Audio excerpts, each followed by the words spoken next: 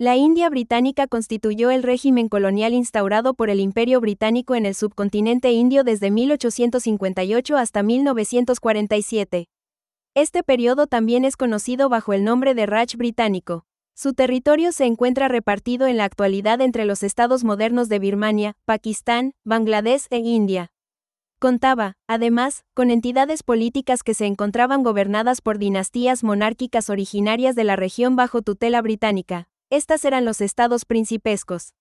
La India británica fue miembro fundador de la Liga de las Naciones, participó en las Olimpiadas de Verano de 1900, 1920, 1928, 1932 y 1936, y además en 1945 fue miembro fundador de la Organización de las Naciones Unidas en San Francisco, California. Los cimientos de esta estructura colonial comenzaron el 28 de junio de 1858. Después del fracaso de la masiva rebelión ocurrida en 1857 por parte de la población local contra el régimen de la Compañía Británica de las Indias Orientales que gobernaba territorios del subcontinente como empresa privada, el gobierno británico pasó a gobernar directamente los territorios de la compañía desde Londres. La reina Victoria, monarca que regía Gran Bretaña en aquel entonces, fue proclamada emperatriz de la India en 1876. El régimen colonial británico llegaría a su fin en 1947, 2 años después del fin de la Segunda Guerra Mundial, con la división del virreinato hindú en 2 entidades políticas, la Unión de la India renombrada en 1950 como República de India y el dominio de Pakistán renombrada como República Islámica de Pakistán en 1956. El actual país de Birmania también se encontraba dentro de este régimen colonial británico. Las zonas costeras del sur se encontraban ya bajo dominio inglés para 1858, mientras que las cordilleras del norte fueron adheridas al territorio colonial en 1886. Estas dos regiones fueron fusionadas en una sola provincia autónoma, la cual era gobernada desde Nueva Delhi hasta 1937. A partir de ese año, la provincia fue separada de la India británica y se convirtió en una colonia bajo control directo de Londres hasta su independencia en 1947. Según varios estudios, se estima que la colonización británica causó entre 100 y 165 millones de muertes provocadas en la India debido al empobrecimiento de la población y a la prevalencia de hambrunas de mayor frecuencia y mortalidad. Extensión geográfica. La India británica se extendía por casi toda la actual India, Pakistán y Bangladesh, a excepción de las pequeñas posesiones de otros países europeos, como Goa y Pondicherry. Además, en varias ocasiones, incluyó Aden de 1858 a 1937, Baja Birmania de 1858 a 1937, Alta Birmania de 1886 a 1937, Somalilandia británica brevemente de 1884 a 1898, y Singapur brevemente de 1858 a 1867. Birmania fue separada de la India y administrada directamente por la corona británica desde 1937 hasta su independencia en 1948. Los estados de la tregua actuales Emiratos Árabes Unidos del Golfo Pérsico y los estados bajo la residencia del Golfo Pérsico eran teóricamente estados principescos, así como las residencias y provincias de la India británica hasta 1947 y se utilizó la rupia como su unidad de moneda. Entre otros países de la región, Ceilán actual Sri Lanka fue cedida al Reino Unido de Gran Bretaña e Irlanda en 1802 en virtud del Tratado de Amiens. Ceilán era parte de la Residencia de Madrás entre 1793 y 1798. Los reinos de Nepal y Bután entablaron varias guerras con los británicos, posteriormente firmaron tratados con ellos y fueron reconocidos por los británicos como estados independientes. El reino de Sikkim se estableció como un estado principesco después del Tratado de Tumlong de 1861 entre Sikkim y el Reino Unido. Sin embargo, la cuestión de la soberanía quedó sin definir. Las Islas Maldivas fueron un protectorado británico desde 1887 hasta 1965, pero no formaron parte de la India británica. El Reino de Afganistán fue un estado protegido bajo el dominio británico desde 1890 hasta 1919, mientras que el Reino de Nepal fue un protectorado desde 1858 hasta 1923. India británica y los estados principescos. Artículos principales, presidencias y provincias de la India británica y estados principescos de la India. Mapa del Raj británico y áreas circundantes en 1909. Los territorios administrados directamente por los británicos y los estados principescos en 1860. La India bajo el dominio británico estaba compuesta de dos tipos de territorios, las presidencias y provincias de la India británica y los estados principescos de la India o estados principescos. En su Acta Ley de Interpretación de 1889, el Parlamento británico aprobó las siguientes definiciones en la sección 18. La expresión India británica se refiere a todos los territorios y lugares dentro del dominio de Su Majestad, los cuales han sido gobernados por Su Majestad, a través del Gobernador General de la India o a través de cualquier gobernador u otro oficial subordinado al Gobernador General de la India. La expresión India debe significar la India británica junto con todos los territorios pertenecientes a cualquier príncipe nativo o líder bajo la soberanía de Su Majestad ejercida a través del Gobernador General de la India, o a través de cualquier gobernador u oficial subordinado al Gobernador General de la India. En general, se ha usado el término India británica y todavía se usa para referirse también a las regiones bajo el gobierno de la Compañía Británica de las Indias Orientales en la India desde 1600 hasta 1858. El término también ha servido para referirse a la India británica. Los términos Imperio Indio e Imperio de la India como el término Imperio británico no se usaron en la legislación. El monarca era conocido como el emperador o la emperatriz de la India y el término se apareció frecuentemente en los discursos de la reina Victoria I del Reino Unido y los discursos de prórroga. Los pasaportes emitidos por el gobierno de la India británica tenían las palabras Imperio Indio en la tapa e Imperio de la India en el interior. Además, una orden de caballería, la eminente Orden del Imperio de la India, se creó en 1878. La soberanía de más de 175 estados principescos, los cuales son de los más grandes y más importantes, fue ejercida en nombre de la corona británica por el gobierno central de la India británica bajo el virrey. Los estados restantes, aproximadamente 500, eran dependientes de los gobiernos provinciales de la India británica en virtud de un gobernador, vicegobernador, o comisario jefe según hubiera sido el caso. Una clara distinción entre dominio y soberanía fue suministrado por la jurisdicción de los tribunales de justicia. La ley de la India británica residía sobre las leyes aprobadas por el Parlamento británico y los poderes legislativos. Esas leyes quedaron consolidadas en los distintos gobiernos de la India británica, tanto central como local. Por el contrario, los tribunales de los estados principescos existían bajo la autoridad de los respectivos gobernantes de esos estados. Provincias mayores. Al inicio del siglo XX, la India británica constaba de 8 provincias que eran administradas por un gobernador o un teniente gobernador. Áreas y poblaciones, excluyendo los estados nativos dependientes, hacia 1907, provincia de la India británica y territorios actuales Assam, Arunachal Pradesh, Meghalaya, Mizoram, Nagaland. Área total en km², 130.000, población en 1901, 6 millones, jefe administrativo oficial, jefe comisionado, provincia de la India británica y territorios actuales, Bengala Bangladesh, West Bengal, Bihar, Jharkhand y Orissa. Área total en km², 390.000, población en 1901, 75 millones, jefe administrativo oficial, teniente gobernador, provincia de la India británica y territorios actuales, Bombay, Sindh y partes de Maharashtra, Gujarat y Karnataka. Área total en km², 320.000, población en 1901, 19 millones, jefe administrativo oficial, gobernador en consejo, provincia de la India británica y territorios actuales, Birmania, Myanmar. Área total en km², 440.000, población en 1901, 9 millones, jefe administrativo oficial, teniente gobernador, provincia de la India británica y territorios actuales, provincias centrales Madhya Pradesh y Chhattisgarh. Área total en km², 270.000, población en 1901, 13 millones, jefe administrativo oficial, jefe comisionado, provincia de la India británica y territorios actuales, Madras, Tamil Nadu y partes de Andhra Pradesh, Kerala,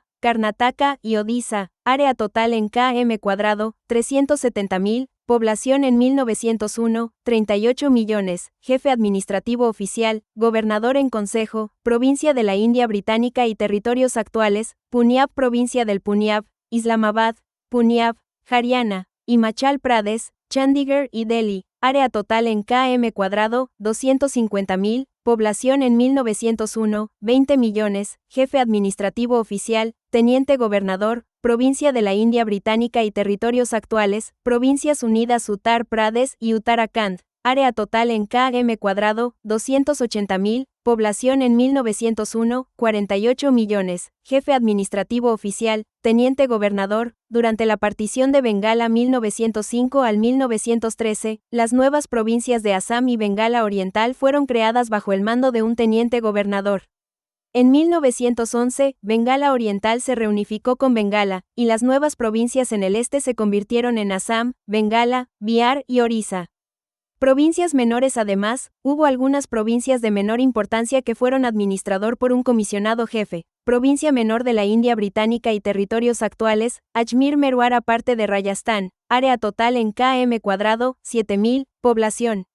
En 1901, 47.700, jefe administrativo oficial, ex oficio jefe comisionado, provincia menor de la India Británica y territorios actuales, Islas Andamán y Nicobar, área total en km², 78.000, población en 1901, 2.500, jefe administrativo oficial, jefe comisionado, provincia menor de la India Británica y territorios actuales, Baluchistán Británico, área total en km², 120.000, población en 1901, 30.800, jefe administrativo oficial, ex oficio jefe comisionado, provincia menor de la India Británica y territorios actuales, Coorg Distrito de Kodagu, área total en km², 4.100, población en 1901, 18.100, jefe administrativo oficial, ex oficio jefe comisionado, provincia menor de la India Británica y territorios actuales, provincias de la frontera noroeste Khyber Pakhtunkhwa, área total en km², 41.000, población en 1901, 212.500, jefe administrativo oficial, jefe comisionado. Estados principescos, mapa del Imperio de la India en 1909, la India Británica aparece en sombreado rosa y los estados principescos en amarillo. Un estado principesco, también llamado estado nativo o un estado de la India, era una entidad nominalmente soberana con un gobernante indio indígena, sujeta a una alianza subsidiaria.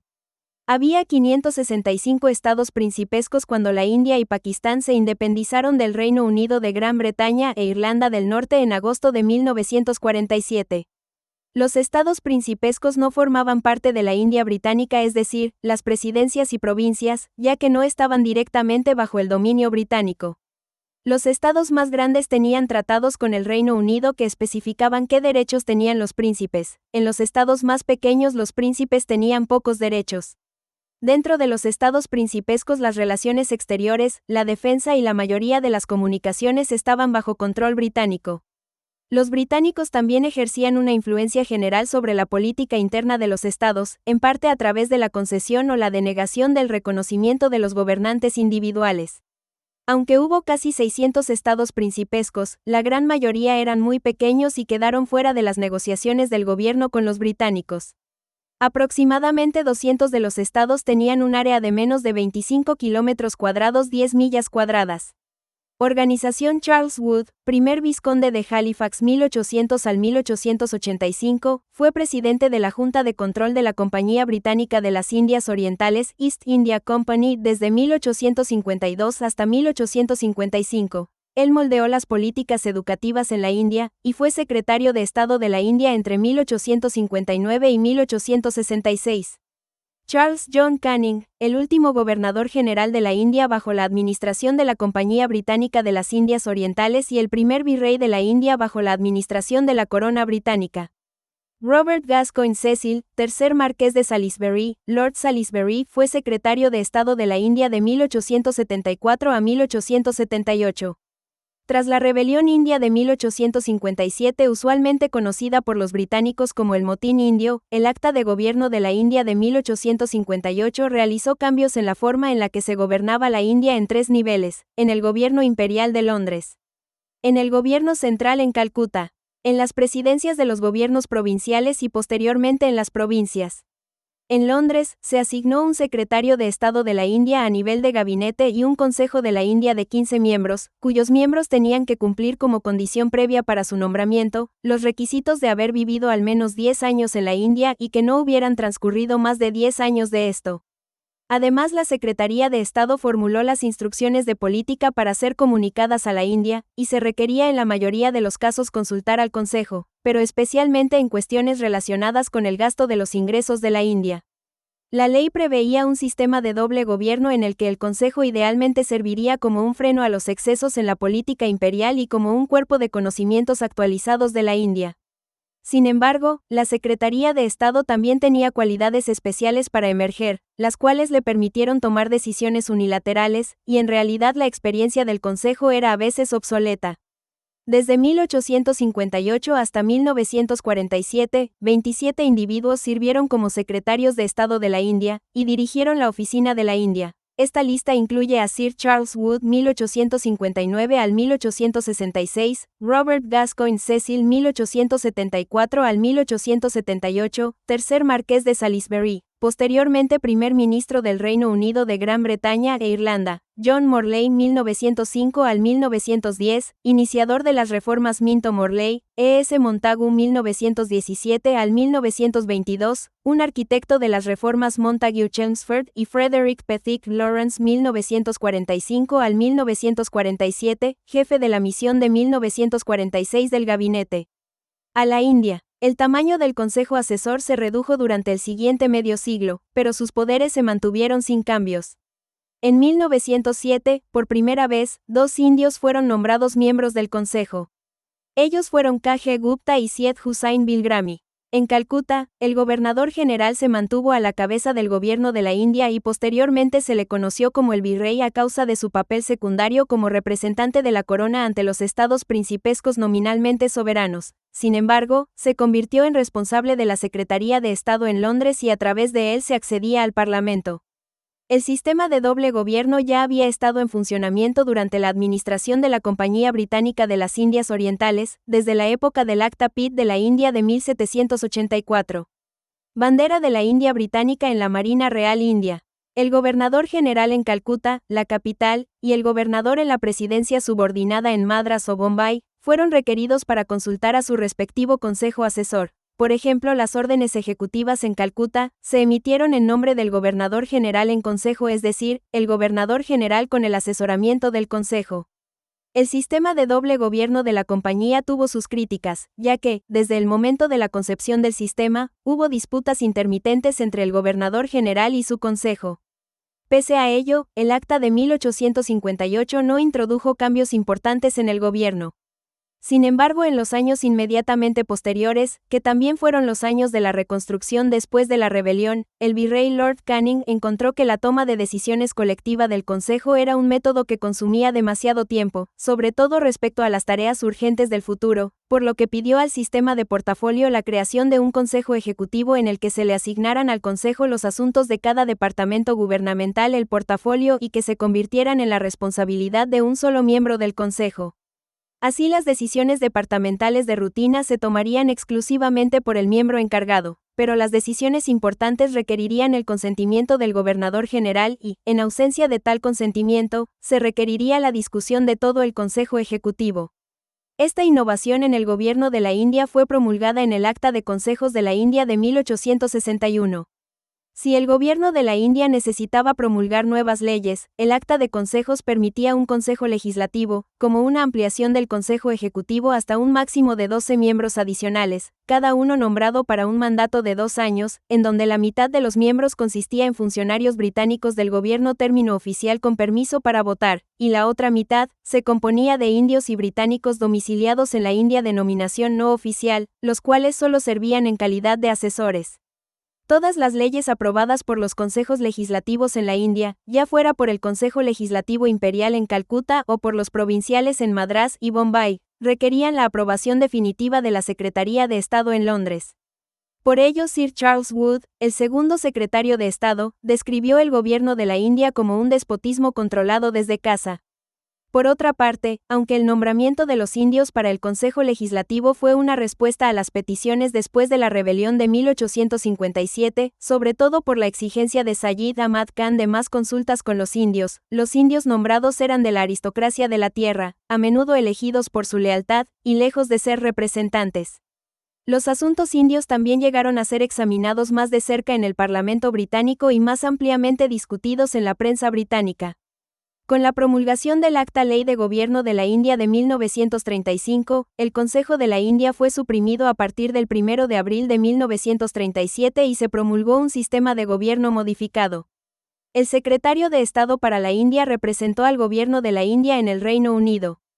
Fue asistido por un cuerpo de asesores de 8 a 12 miembros, al menos la mitad de los cuales requerían haber ocupado un cargo en la India durante un mínimo de 10 años, y no haber cesado en el cargo más de 2 años antes de su nombramiento como consejeros de esa Secretaría de Estado.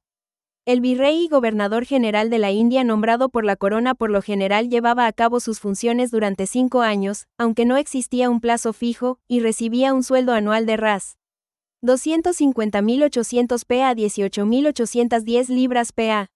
El virrey encabezaba el Consejo Ejecutivo del Virrey, en el que cada miembro tenía la responsabilidad de un departamento de la Administración Central. Desde el 1 de abril de 1937, el cargo de gobernador general en consejo, en el que el virrey y gobernador general al mismo tiempo mantenía la capacidad de representar a la corona en las relaciones con los estados principescos de la India, fueron sustituidos por la denominación de representante de Su Majestad para el ejercicio de las funciones de la corona en sus relaciones con los estados de la India, o representante de la corona. El Consejo Ejecutivo se amplió considerablemente durante la Segunda Guerra Mundial, y en 1947 contaba con 14 miembros secretarios, cada uno de los cuales ganaba un sueldo de Rs. 66.000 p a 4.950 libras p.a. Los departamentos en 1946 y 1947 eran: Asuntos Exteriores y Relaciones de la Riqueza Nacional, Inicio e Información y Difusión, Alimentación y Agricultura, Transporte y Ferrocarriles, Labor, Industrias y Suministros, Obras, Minas y Energía, Educación, Defensa, Finanzas, Comercio, Comunicaciones, Salud, Ley. Hasta 1946, el virrey ostentó el Departamento de Asuntos Exteriores y Relaciones de la Riqueza Nacional, así como la dirección del Departamento de Política en su calidad de representante de la corona. Cada departamento fue dirigido por un secretario con excepción del Departamento de Ferrocarriles, que fue encabezado por un comisionado jefe de ferrocarriles bajo la asesoría de un secretario. El virrey y gobernador general era también la cabeza de la legislatura bicameral de la India, formada por una Cámara Alta, Consejo de Estado, y una Cámara Baja, la Asamblea Legislativa. El virrey era el jefe del Consejo de Estado, mientras que la Asamblea Legislativa, que se abrió por primera vez en 1921, fue encabezada por un presidente elegido nombrado por el virrey a partir de 1921 al 1925. El Consejo de Estado estaba formado por 58 miembros, 32 elegidos, y 26 nominados, mientras que la Asamblea Legislativa estaba compuesta por 141 miembros, 26 funcionarios nombrados, otros 13 nominados y 102 elegidos. El Consejo de Estado existía en periodos de 5 años y la Asamblea Legislativa por periodos de 3 años, aunque podían ser disueltos antes o después por el virrey. El poder legislativo de la India tenía la facultad de hacer leyes para todas las personas residentes en la India británica, incluyendo todos los sujetos británicos residentes en la India, y para todos los sujetos indios británicos que residían fuera de la India. Con el asentimiento del rey emperador y después de copias del proyecto de enmienda presentado a las 2 cámaras del Parlamento británico, el virrey podía invalidar al legislador y promulgar directamente cualquier medida en los intereses percibidos de la India británica o los de sus residentes, si la necesidad surgiera. A partir del 1 de abril de 1936, la ley del gobierno de la India creó las nuevas provincias de Sindh separada de la presidencia de Bombay y Orissa separada de la provincia de Bihar y Orissa. Birmania y Aden se convirtieron en colonias de la corona separadas bajo la ley del 1 de abril de 1937, dejando de formar parte del Imperio de la India. De 1937 en adelante, la India británica se dividió en 17 administraciones, las 3 presidencias de Madrás, Bombay y Bengala, y las 14 provincias de las Provincias Unidas, Punjab, Bihar, las provincias centrales y de Berar, Assam, la provincia de la frontera del noroeste PFNM, Orissa, Sindh, Baluchistán británico, Delhi, Ajmer Merwara, Coorg, las islas de Andamán y Nicobar y Panth Piploda. Las presidencias y las primeras 8 provincias estaban cada una bajo la administración de un gobernador, mientras que las últimas 6 provincias estaban cada una bajo la administración de un comisario jefe. El virrey regulaba directamente las provincias del comisario jefe a través de su respectivo comisionado mayor, mientras que a las presidencias y las provincias bajo gobernadores se les permitió una mayor autonomía en virtud de la Ley de Gobierno de la India. Cada presidencia o provincia era encabezada por un gobernador, ya fuera en una legislatura bicameral provincial en las presidencias, las Provincias Unidas, Bihar y Assam o una legislatura unicameral en el Punjab, las provincias centrales y Berar, PFNM, Orissa y Sindh. El gobernador de cada provincia representaba a la presidencia o a la corona en su calidad, y era asistido por ministros designados por los miembros de cada legislatura provincial. Cada legislatura provincial tenía una duración de 5 años, salvo en circunstancias especiales, tales como condiciones de guerra. Todos los proyectos de ley aprobados por la legislatura provincial eran firmados o rechazados por el gobernador, que también podría emitir proclamaciones o promulgar ordenanzas mientras que el legislador estaba en receso, en caso de que fuera necesario. Cada provincia o presidencia estaba conformada por varias divisiones, cada una dirigida por un comisionado y se subdividía en distritos, que eran las unidades básicas de administración y cada uno era dirigido por un coleccionista y un magistrado o juez adjunto. En 1947, la India británica estaba compuesta por 230 distritos. 1858 al 1914, secuelas de la rebelión de 1857, las críticas de la India, la respuesta británica. Rani Lakshmibai, una de las principales líderes de la rebelión de la India de 1857, quien anteriormente había perdido su reino como resultado del periodo de doctrina de James Brown Ramsay, primer marqués de Dalhousie, Lord Dalhousie. Sir Syed Ahmed Khan, fundador del Colegio Anglo-Oriental Muhammadan, posteriormente Universidad Musulmana de Aligarh, escribió una de las críticas tempranas, Las causas del motín indio. Un retrato de recuerdo de la reina Victoria en 1887 como emperatriz de la India, 30 años después del Gran Levantamiento. A pesar de que la gran sublevación de 1857 sacudió la empresa británica en la India, esta no se descarriló. Después de la rebelión, los británicos se hicieron más perspicaces. Los pensadores se dedicaron a las causas de la rebelión, y de ellas se plantearon 3 lecciones principales. A un nivel más práctico, se consideró que tenía que haber más comunicación, así como fomentar el compañerismo entre los británicos y los indios, no solo entre los oficiales del ejército británico y su personal indio, sino entre los civiles también. El ejército indio fue completamente reorganizado. Las unidades compuestas por los musulmanes y los brahmanes de las provincias unidas de Agra y Oudh, que habían formado el núcleo de la rebelión, se disolvieron. Se formaron nuevos regimientos, que al igual que los Sis y los Baluchis, estaban compuestos por indios que a juicio de los británicos habían demostrado firmeza. A partir de entonces, el ejército indio permaneció sin cambios en su organización hasta 1947. El censo de 1861 reveló que la población inglesa en la India era de 125.945 personas. De estas, solo 41.862 eran civiles, en comparación con cerca de 84.083 oficiales y soldados del ejército de Europa. En 1880, el ejército indio estaba formado por 66.000 soldados británicos, 130.000 nativos, y 350.000 soldados de los ejércitos principescos. El virrey Canning se reúne con el Maharaja Ranbir Singh de Jammu y Cachemira, 9 de marzo de 1860. También se consideró que los príncipes y los grandes propietarios de tierras que no se unieron a la rebelión, en palabras del virrey Lord Canning, habían demostrado ser rompeolas en una tormenta. Ellos también fueron premiados en el nuevo dominio británico al ser reconocidos oficialmente en los tratados que cada estado firmó con la corona. Al mismo tiempo, se consideró que los campesinos, en cuyo beneficio se habían llevado a cabo las grandes reformas de la tierra de las Provincias Unidas, habían mostrado deslealtad, ya que, en muchos casos lucharon por sus antiguos propietarios contra los británicos. En consecuencia, no hubo más reformas con respecto a las tierras durante los siguientes 90 años. Bengala y Bihar debían permanecer como los reinos de grandes extensiones de tierra a diferencia del Punjab y Uttar Pradesh.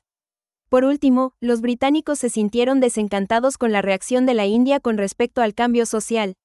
Hasta la rebelión, lo habían intentado con entusiasmo a través de la reforma social, como la prohibición del satí por Lord William Bentinck. Fue en ese momento cuando sintieron que las tradiciones y costumbres de la India eran demasiado fuertes y demasiado arraigadas para ser cambiadas fácilmente. En consecuencia, no se realizaron intervenciones sociales británicas, especialmente en asuntos relacionados con la religión. Historia demográfica. La población del territorio que se convirtió en el Raj británico era de 100 millones en 1600 y se mantuvo casi estacionada hasta el siglo XIX. La población del Raj llegó a 255 millones de acuerdo con el primer censo de la India realizado en 1881. Los estudios de población de la India desde 1881 se han centrado en temas tales como la población total, las tasas de natalidad y mortalidad, las tasas de crecimiento, la distribución geográfica, la alfabetización, la brecha rural y urbana, las ciudades de alrededor de 1 millón de habitantes, y las 3 ciudades con poblaciones de más de 8 millones, Delhi, Bombay y Calcuta. Las tasas de mortalidad disminuyeron entre 1920 y 1945, sobre todo debido a la inmunización biológica. Otros factores incluyen el aumento de los ingresos y las mejores condiciones de vida, la mejora en la nutrición, unas políticas oficiales de salud más seguras y menos contaminantes ambientales, y mejoras en la atención médica. El grave hacinamiento en las ciudades causó grandes problemas de salud pública, como se señaló en un informe oficial de 1938, en las zonas urbanas e industriales los lugares reducidos y los altos valores de la tierra y la necesidad de que el trabajador viva en las inmediaciones de su trabajo todo tiende a intensificar la congestión y hacinamiento. Las casas más impresionantes del centro se construyen juntas, tocando alero con alero, y con frecuencia espalda con espalda. De hecho, el espacio es tan valioso que, en lugar de calles y carreteras, los caminos sinuosos proporcionan la única aproximación a las casas. El descuido del saneamiento a menudo se evidencia por montones de basura en descomposición y lagunas de aguas residuales, mientras que la ausencia de letrinas mejora la contaminación general del aire y del suelo. Modernización legal. Elefante transportando al Maharaja de Rewa, Delhi Durbar de 1903. Singha argumenta que después de 1857 se fortaleció el gobierno colonial y amplió su infraestructura a través del sistema judicial, los procedimientos legales y los estatutos. La nueva legislación fusionó la corona y los antiguos tribunales de la Compañía de las Indias Orientales y se introdujo un nuevo código penal, así como los nuevos códigos de procedimiento civil y penal, basados en gran medida en la ley inglesa. De 1860 a 1880 el Raj estableció el registro obligatorio de los nacimientos, defunciones y matrimonios, así como las adopciones, títulos de propiedad y de testamentos. El objetivo era crear un registro público estable y utilizable para la verificación de identidades. Sin embargo, hubo oposición de los musulmanes y los hindúes que se quejaron de que los nuevos procedimientos para la elaboración de censos y registros amenazaban dejar al descubierto la intimidad femenina. Las normas de Purdah prohibían a las mujeres pronunciar el nombre de su marido o tener su fotografía. Un censo de toda la India se llevó a cabo entre 1868 y 1871, utilizando el número total de mujeres a cargo de un hogar en lugar de nombres individuales y seleccionando grupos que los reformadores del Raj querían controlar estadísticamente, incluidos aquellos con fama de practicar el infanticidio femenino, prostitutas, leprosos y los eunucos. Cada vez era más evidente para los funcionarios que las tradiciones y costumbres de la India eran demasiado fuertes y demasiado arraigadas para ser cambiadas fácilmente. Hubo pocas intervenciones sociales nuevas y sobre todo en asuntos relacionados con la religión, incluso cuando los británicos sintieron que el tema crecía fuertemente, como en el caso del nuevo matrimonio de las niñas viudas hindúes. De hecho, Murshid argumentaba que la modernización de las leyes ponía más límites a las mujeres, quienes siguieron atadas a las restricciones de su religión, casta y costumbres, pero ahora con una superposición de las actitudes victorianas británicas. Se redujeron sus derechos de herencia a poseer y administrar bienes. Las nuevas leyes inglesas fueron considerablemente más duras. Los fallos judiciales redujeron los derechos de las segundas esposas y sus hijos con respecto a la herencia. Una mujer tenía que pertenecer ya fuera a un padre o a un marido para tener derechos. Misión Educacional. Universidad de Lucknow, fundada por los británicos en 1867 en la India. Thomas Macaulay 1800 al 1859 presentó su interpretación escéptica de la historia inglesa como una progresión ascendente que siempre conduciría a más libertad y más progreso. Macaulay era a la vez un reformador que estaba implicado en la transformación del sistema educativo de la India. Se basaría en el idioma inglés, por lo que la India podría unirse a la metrópoli en un progreso constante. Macaulay tomó el énfasis de Burke en la norma moral y la implementó en las reformas escolares reales, dando al Imperio Británico una profunda misión moral para civilizar a los nativos. El profesor de Yale Karuna Mantena argumentó que la misión civilizadora no duraría mucho, porque que los reformadores benévolos perdieron en los debates clave, tales como los que siguieron a la rebelión en la India de 1857, y el escándalo del gobernador Edward Eyre, por la brutal represión de la rebelión de Morant Bay en Jamaica en 1865. La retórica continuó pero se convirtió en una excusa para el mal gobierno británico y el racismo. Ya no era creíble que los nativos podrían progresar realmente, sino que tenía que ser gobernada con mano dura, y con oportunidades democráticas pospuestas indefinidamente. Como resultado, los principios centrales del imperialismo liberal fueron desafiados como diversas formas de rebelión, resistencia y la inestabilidad en las colonias, por lo que precipitaron una nueva evaluación de amplio alcance la ecuación de buen gobierno con la reforma de la sociedad nativa, que estaba en el centro del discurso del imperio liberal, sería objeto de creciente escepticismo. El historiador inglés Peter Kine desafió a Mantena, con el argumento de que los imperialistas creían de verdad que la dominación británica supondría beneficios para los sujetos de la libertad ordenada, con lo que Gran Bretaña podría cumplir con su deber moral y lograr su propia grandeza. Gran parte del debate se llevó a cabo en la propia Gran Bretaña, y los imperialistas trabajaron duro para convencer a la población en general de que la misión civilizadora ya estaba en vías. Esta campaña sirvió para reforzar el apoyo imperial en casa, y por lo tanto, dice Caín, para reforzar la autoridad moral de los caballeros de élite que dirigían el imperio. Educación. Los británicos hicieron que el esparcimiento de la educación en inglés fuera una alta prioridad. Durante la época de la East India Company, Thomas Babington Macaulay había hecho que la enseñanza de la escuela en inglés fuera una prioridad para el Raj en su famoso Minuto de febrero de 1835 y logró implementar las ideas anteriormente expuestas por William Bentinck, gobernador general entre 1828 y 1835. Bentinck favoreció la sustitución del persa por el inglés como idioma oficial, el uso de inglés como medio de instrucción, y la formación de los indios de habla inglesa como maestros. Se inspiró en las ideas utilitarias y pidió aprendizaje útil. Sin embargo, las propuestas de Bentinck fueron rechazadas por los funcionarios de Londres. La Universidad de Calcuta, establecida en 1857, es una de las 3 universidades estatales modernas más antiguas de la India. Los misioneros abrieron sus propias escuelas que enseñaban el cristianismo y las 3 reglas. Bellenoit sostuvo que a medida que los funcionarios públicos se aislaron más, recurrieron al racismo científico, las escuelas de misioneros adoptaron a más indios, y crecieron simpatizando favorables a la cultura india, y firmemente opuesto racismo científico. Las universidades de Calcuta, Bombay y Madrás se establecieron en 1857, justo antes de la rebelión. En 1890 unos 60.000 indios se habían matriculado, principalmente en las artes liberales o leyes. Alrededor de un tercio entró en la administración pública, y otra tercera parte se convirtieron en abogados. El resultado fue una burocracia estatal profesional muy bien educada. En 1887 los cargos de la administración pública de nivel medio eran 21.000, un 45% se llevaron a cabo por los hindúes, el 7% por los musulmanes, el 19% por los euroasiáticos padre y madre india europea, y el 29% por los europeos. De los 1.000 empleos de nivel superior, casi todos estaban en manos de los británicos, por lo general con un grado en Oxford y Cambridge. El gobierno a menudo trabajaba con filántropos locales, abriendo 186 universidades y escuelas superiores para 1911, se matricularon 36.000 estudiantes, más del 90% hombres. En 1939 el número de instituciones se había duplicado y la inscripción llegado a 145.000. El plan de estudios seguía los estándares británicos clásicos del tipo fijado por Oxford y Cambridge e hizo hincapié en la literatura inglesa y la historia europea. Sin embargo, en la década de 1920 los estudiantes se habían vuelto adeptos del nacionalismo indio. Historia económica. Un Moore con la representación de la reina Victoria 1862.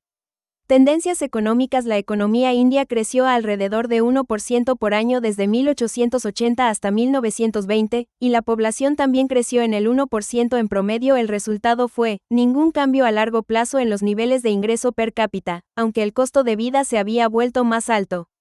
La agricultura todavía era dominante, con la mayoría de los campesinos a nivel de subsistencia. Sistemas de riego extensos fueron construidos, proporcionando un impulso para el cambio a cultivos comerciales para la exportación y para las materias primas para la industria de la India, especialmente de yute, algodón, caña de azúcar, café y té. La cuota global de la India del PIB se redujo drásticamente de más de 20% a menos del 5% en el período colonial. Los historiadores se han dividido amargamente los temas de historia económica, con la escuela nacionalista después de Nehru argumentando que la India era más pobre en el fin del dominio británico que al principio y que el empobrecimiento se produjo a causa de los británicos. Industria. El empresario Jamsetji Tata 1839 al 1904 comenzó su carrera industrial en 1877 con el hilado y tejido de India Central y de la compañía de fabricación en Bombay. Mientras que otras fábricas de la India producían hilo grueso, barato y el paño posterior con el algodón de fibra corta local y la maquinaria barata importada de Gran Bretaña, Tata lo hizo mucho mejor mediante la importación de costosos y largas fibras de algodón de Egipto y la compra de maquinaria más compleja de anillo-husillo en los Estados Unidos para tener un hilar más fino que pudiera competir con las importaciones procedentes de Gran Bretaña. En la década de 1890, se pusieron en marcha planes para entrar en la industria pesada utilizando los fondos de la India. El Raj no proporcionó el capital, pero, consciente de la posición de la disminución de Gran Bretaña contra los Estados Unidos y Alemania en la industria del acero, que querían fábricas de acero en la India, se comprometió a comprar cualquier excedente de acero, de otro modo Tata no podría vender. La compañía Tata Iron and Steel TISCO, ahora encabezada por su hijo Dorabji Tata 1859 al 1932, abrió su planta en Jamshedpur en Bihar en 1908. Esta utilizaba tecnología estadounidense, no británica y se convirtió en el principal productor de hierro y acero en la India, con 120.000 empleados en 1945. TISCO se convirtió en símbolo de orgullo de la India de habilidad técnica, capacidad de gestión, talento empresarial y altos salarios para los trabajadores industriales.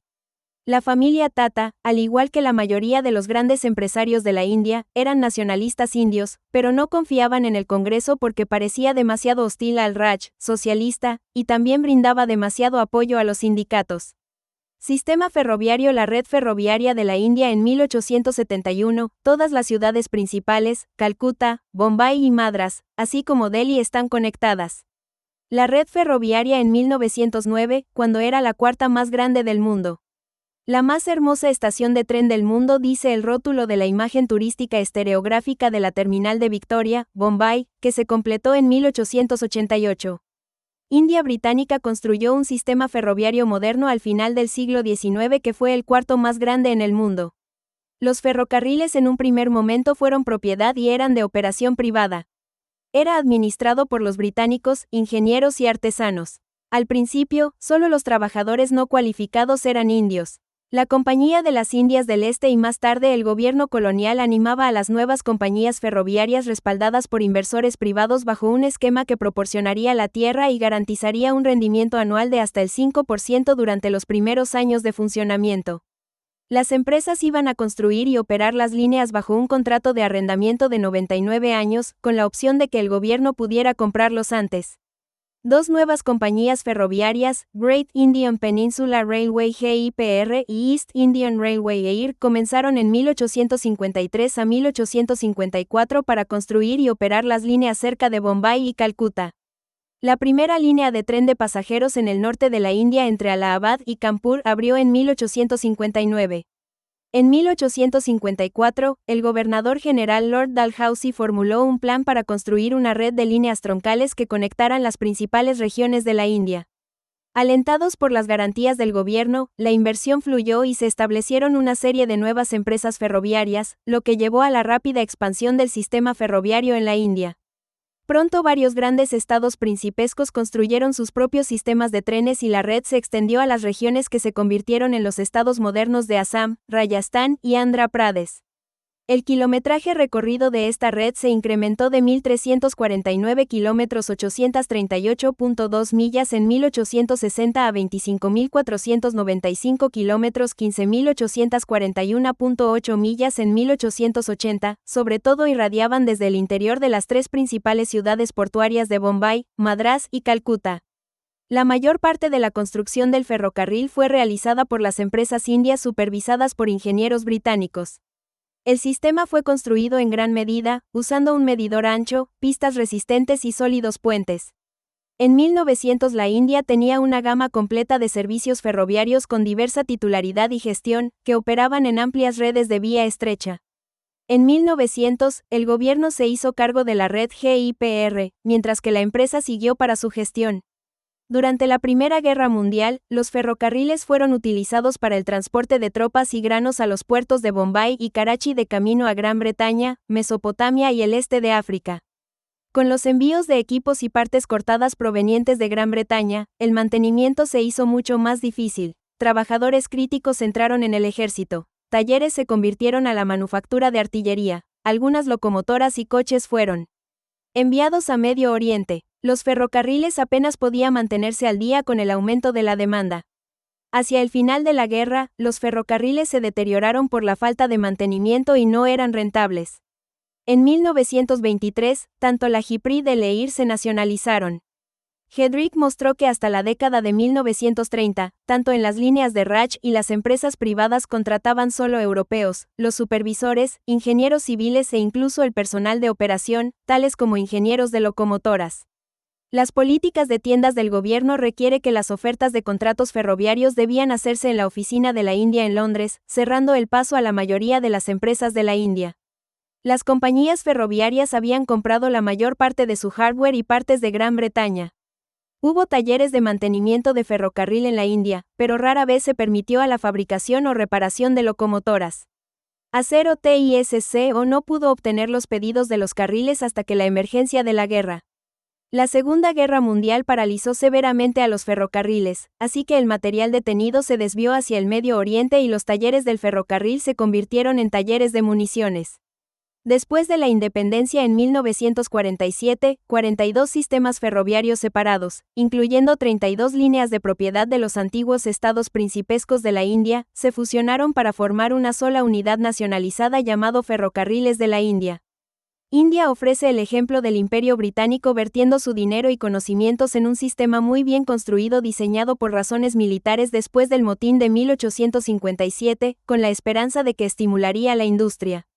El sistema estaba sobredimensionado y era demasiado caro para la pequeña cantidad de tráfico de carga que llevaba. Sin embargo, lo hizo capturar la imaginación de los indios, que vieron sus ferrocarriles como el símbolo de una modernidad industrial, pero uno que no se realizó hasta después de la independencia. Christensen 1996, quien veía por un propósito colonial, las necesidades locales, el capital, el servicio y el interés privado versus el público, llegó a la conclusión de que los ferrocarriles eran una criatura del Estado que obstaculizaba el éxito, porque los gastos de ferrocarril tuvieron que pasar por el mismo tiempo y proceso de elaboración de presupuestos políticos como lo hizo el resto de los gastos estatales. Los costes de ferrocarril, por lo tanto, no podrían ser adaptados a las necesidades puntuales de los ferrocarriles o de sus pasajeros. Irrigación Raj británico invirtió mucho en infraestructura, canales y sistemas de riego, además, ferrocarriles, telegrafía, carreteras y puertos. El canal Ganges alcanzó 350 millas de hardware a Cawnpur y suministra miles de millas de canales de distribución. En 1900 el Raj tenía el sistema de riego más grande en el mundo. Una historia exitosa fue Assam, una selva en 1840, que en 1900 albergó 4 millones de acres de cultivo, especialmente en las plantaciones de té. En total, la cantidad de tierra irrigada multiplicada por un factor de 8. El historiador David Gilmore dijo, por la década de 1870 los campesinos en los distritos irrigados por el canal Ganges estaban visiblemente mejor alimentados y vestidos que antes. A finales de siglo, la nueva red de canales en el Punjab ha continuado siendo la producción más próspera que hay de campesinado. Políticas en la segunda mitad del siglo XIX, tanto en la administración directa de la India por la corona británica, como el cambio tecnológico, marcaron el comienzo de la revolución industrial, lo que tuvo el efecto de entrelazar estrechamente las economías de India y Gran Bretaña. De hecho, muchos de los principales cambios en el transporte y las comunicaciones que normalmente se asocian con la administración de la corona de la India ya había comenzado antes del motín. Desde Dalhousie habían aceptado la revolución tecnológica en curso en Gran Bretaña, la India también vio el rápido desarrollo de todas esas tecnologías. Ferrocarriles, caminos, canales y puentes fueron construidos rápidamente en la India y los enlaces telegráficos igualmente se establecieron con rapidez a fin de que las materias primas como el algodón, del interior de la India pudieran ser transportados de la manera más eficiente a los puertos, como el de Bombay, para su posterior exportación a Inglaterra. Del mismo modo, las materias producidas de Inglaterra fueron transportados de nuevo con la misma eficiencia, y puestos a la venta en los mercados florecientes de la India. Se iniciaron proyectos ferroviarios masivos, trabajos ferroviarios serios y gubernamentales, de los cuales las pensiones atrajeron a un gran número de hindúes de casta alta en el servicio público por primera vez. La función pública. India era prestigiosa y bien pagado, pero permaneció políticamente neutral. Las importaciones de algodón británico cubrieron el 55% del mercado de la India en 1875. La producción industrial tal como se desarrolló en las fábricas europeas era desconocida hasta la década de 1850. Las primeras fábricas de algodón se abrieron en Bombay, lo que planteó un desafío para la producción basada en el sistema de trabajo en casa o trabajo familiar. Regimiento de Madrás de Zapadores de la Reina, en 1896. Los impuestos en la India disminuyeron durante el período colonial para la mayor parte de la población de la India, con los ingresos fiscales de la tierra a un 15% de la renta nacional durante la época de Mogul, comparado con el 1% al final del período colonial. El porcentaje del ingreso nacional para la economía del pueblo se incrementó de 44% a 54% durante los tiempos de Mogul para el final del período colonial.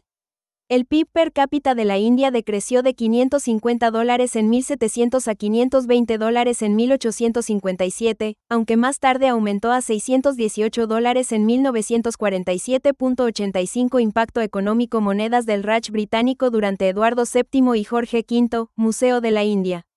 Los historiadores siguen debatiendo si el impacto a largo plazo de la dominación británica fue para acelerar el desarrollo económico de la India, o para distorsionar y retrasarlo. En 1780, el político conservador británico Edmund Burke planteó la cuestión de la posición de la India.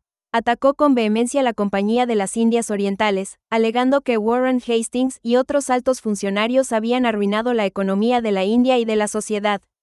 El historiador indio Rajat Kanta Ray 1998 siguió esta línea de ataque, diciendo que la nueva economía traída por los ingleses en el siglo XVIII era una forma de saqueo y una catástrofe para la economía tradicional del imperio mogol.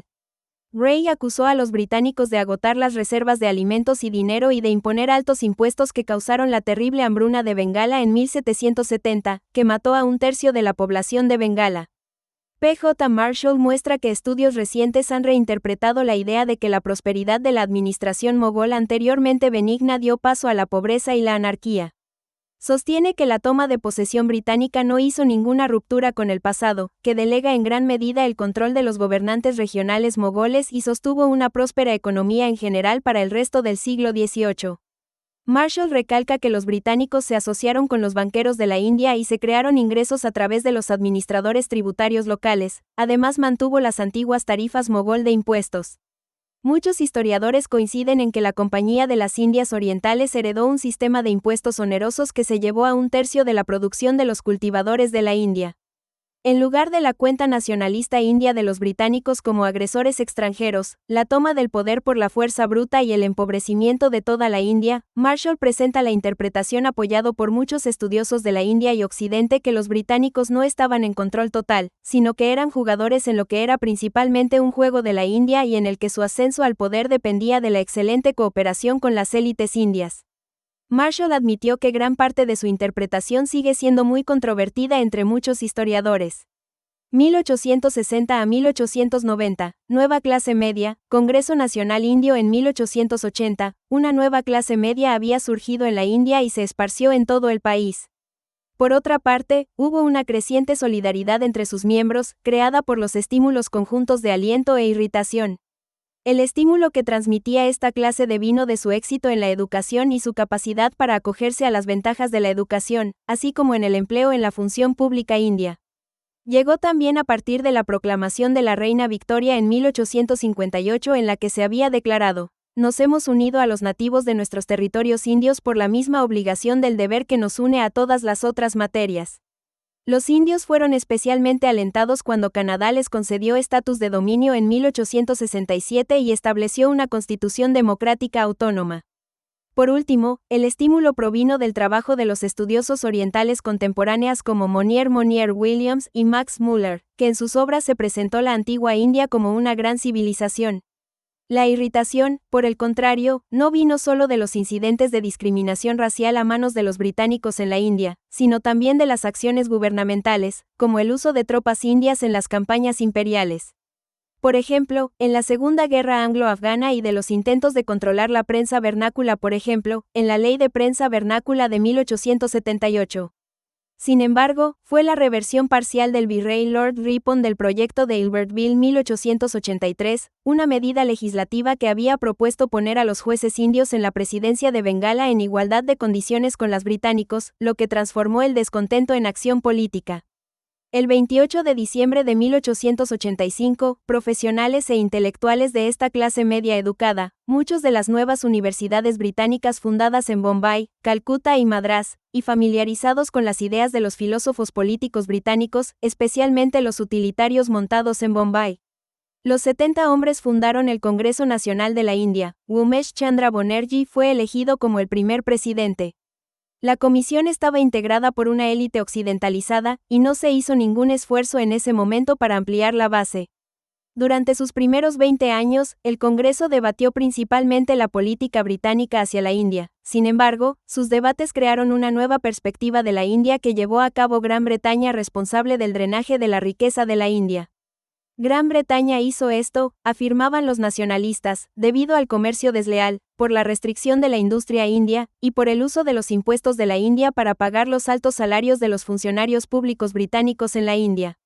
1870 al 1907, reformadores sociales, los moderados contra los extremistas. Gopal Krishna Gokhale, reformador social constitucional y nacionalista moderado, fue elegido presidente del Congreso Nacional de la India en 1905.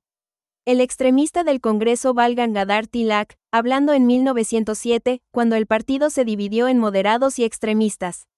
Sentado en la mesa está Aurobindo Ghosh y a su derecha en la silla está Lala Lajpat Rai, ambos aliados de Tilak. Los principales logros de Baring fueron como un reformador enérgico, que se dedicó a la mejora de la calidad del gobierno en el Raj británico. Comenzó el alivio de la hambruna a gran escala, la reducción de impuestos, y se sobrepuso a los obstáculos burocráticos en un esfuerzo por reducir tanto el hambre y el malestar social generalizado. Aunque designado por un gobierno liberal, sus políticas eran muy similares a las de virreyes nombrados por gobiernos conservadores. La reforma social estaba en el aire por la década de 1880. Por ejemplo, Pandita Ramabai, poeta, experto en sánscrito, y un defensor de la emancipación de las mujeres indias, tomó la causa de las viudas que buscan casarse de nuevo, especialmente de las viudas brahmin. Más tarde se convirtió al cristianismo. En 1900 los movimientos de reforma habían arraigado en el Congreso Nacional Indio. Gopal Krishna Gokhale, miembro de Congreso y fundador de los Siervos de la Sociedad de la India, que presionaron para la reforma legislativa, por ejemplo, para una ley que permitiera el nuevo matrimonio de las niñas viudas hindúes, y cuyos miembros tomaron los votos de pobreza. Además trabajó en la comunidad intocable. En 1905, se abrió un profundo abismo entre los moderados, dirigidos por Gokhale, que minimizó la agitación pública, y los nuevos extremistas que no solo defendían la agitación, sino que también perseguían la búsqueda de la reforma social como una distracción de nacionalismo. Destacaba, entre los extremistas Bal Gangadhar Tilak, que trató de movilizar a los indios, apelando a una identidad política explícita hindú, que se muestra, por ejemplo, en los festivales anuales públicos de Ganapati que se inauguran en el oeste de la India.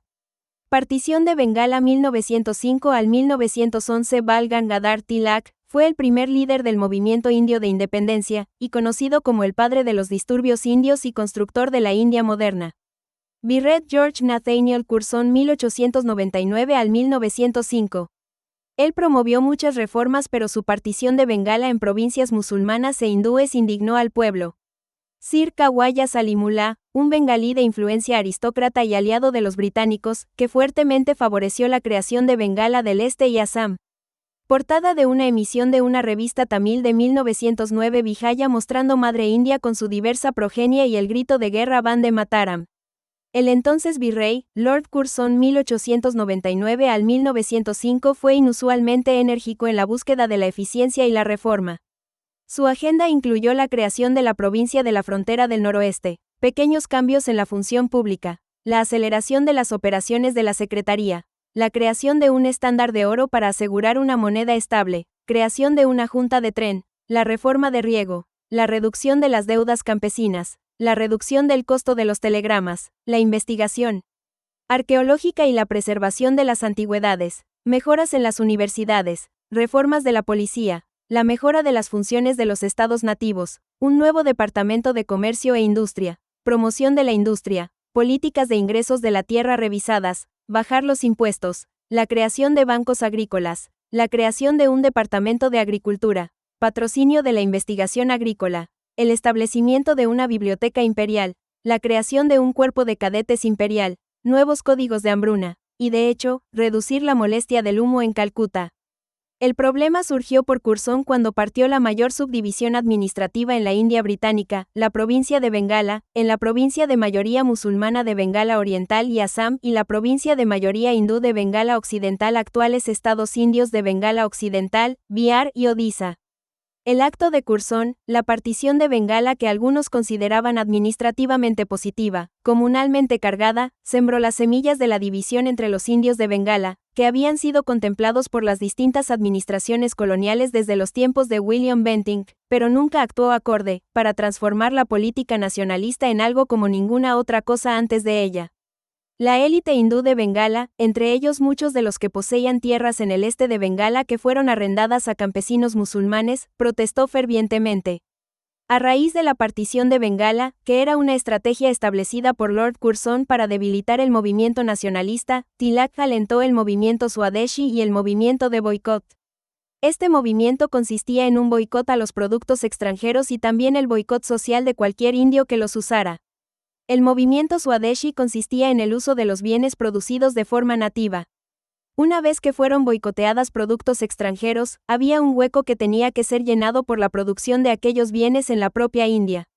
Bal Gangadhar Tilak dice que los movimientos Swadeshi y el boicot son las dos caras de la misma moneda.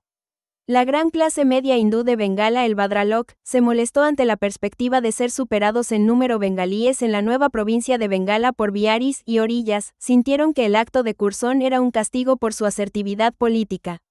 Las protestas generalizadas contra la decisión de Curzon tomaron la forma predominante de la Swadeshi Comprar India campaña dirigida por dos veces presidente del Congreso, Surendranath Banerjee, y el boicot a los productos británicos involucrados. El grito de guerra para ambos tipos de protesta fue el lema Vande Mataram, saludo a la madre, que invoca una diosa madre, que permanece de diversas maneras para Bengala, India, y la diosa hindú Kali. Sri Aurobindo nunca fue más allá de la ley cuando editó la revista Vande Mataram, que predicaba la independencia, pero dentro de los límites de la paz en la medida de lo posible. Su objetivo era la resistencia pasiva. El malestar se extendió desde Calcuta a las regiones circundantes de Bengala cuando los estudiantes regresaron a sus pueblos y ciudades. Algunos se involucraron en el robo para financiar actividades terroristas como el bombardeo de edificios públicos, pero las conspiraciones en general fracasaron en la cara del intenso trabajo policial. El movimiento de boicot Swadeshi cortó las importaciones de textiles británicos en un 25%. La tela Swadeshi, aunque más caro y un poco menos cómoda que su competidor Lancashire, fue usada como una marca de orgullo nacional por la gente de toda la India. 1906 al 1909, Liga Musulmana, Reformas Minto Morley Religiones principales en 1909, Mapa de la India Británica en 1909 que muestra las religiones mayoritarias en cada territorio según el censo de 1901. Hakim Ajmal Khan, uno de los fundadores de la Liga Musulmana, fue elegido presidente del Congreso Nacional de la India en 1921. Lord Minto, el virrey conservador, recibió a la delegación musulmana en junio del 1906. Las reformas de Minto Morley de 1909 definieron circunscripciones separadas para los musulmanes. Las protestas hindúes contra la partición de Bengala llevaron a la élite musulmana en la India a organizar la India Muslim League en 1906. La liga favoreció la partición de Bengala, ya que había una mayoría musulmana en la mitad oriental. En 1905, cuando Tilak y Lajpat Rai intentaron subir a posiciones de liderazgo en el Congreso, y el propio Congreso se unió en torno al simbolismo de Kali, por lo que los temores musulmanes aumentaron. La élite musulmana, incluyendo Dhaka Nawab Khwaja y Salimullah, esperaba que una nueva provincia con una mayoría musulmana beneficiaría directamente a los musulmanes que,